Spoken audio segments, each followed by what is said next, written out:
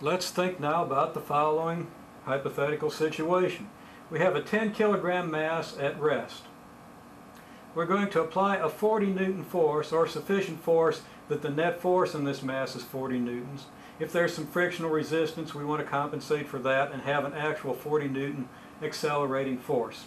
So if there's 3 pounds of friction, we'd exert a 43, or 3 newtons of friction, we'd exert a 43 Newton force here. But the net force is going to be 40 newtons, and that's what we're interested in. And we're going to exert that force as this thing accelerates through a 50-meter distance.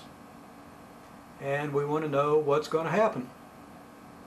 Well, the first thing we know is, from what we just saw, a force of 40 newtons acting on 10 kilograms. Well, let's see, a force of 1 newton acting on 10 kilograms would give us an acceleration of 1 meter per second squared.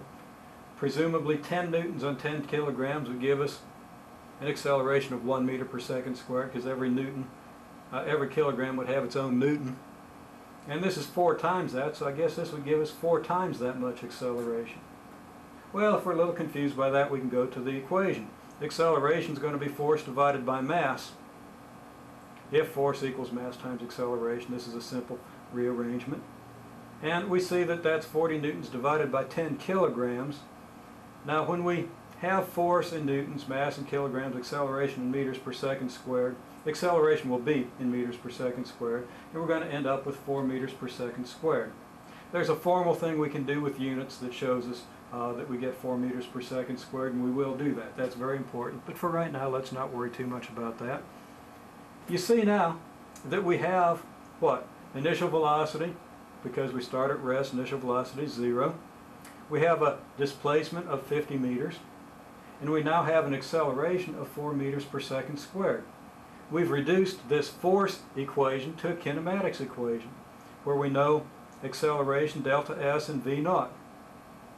And we want to find, well, we could find either VF or delta T. Let's say it's VF that we're interested in, so we want to find VF. What equation would we use? Of course, we're giving it away here, but if we look at the 4 basic equations of motion, what equation involves these 4 quantities? Well, here it is.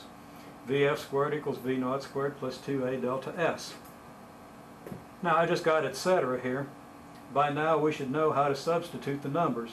V naught is 0, A is your 4 meters per second squared, delta S is your 50 meters. You're going to be able to easily get VF squared, and of course solve that for VF. Let's think about the symbol, or the situation with symbols. If we have a force F acting on a mass m through a distance or displacement delta S, what can we conclude? Well, we can immediately conclude the acceleration's F over m. Then if we know V naught, for example, if we're starting at rest, we certainly know V naught, or if we otherwise know V naught even if it's not at rest,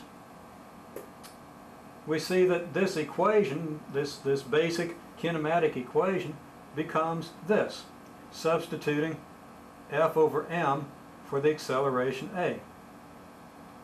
Okay, this is just identical to this equation, except we have the F over m substituted for A.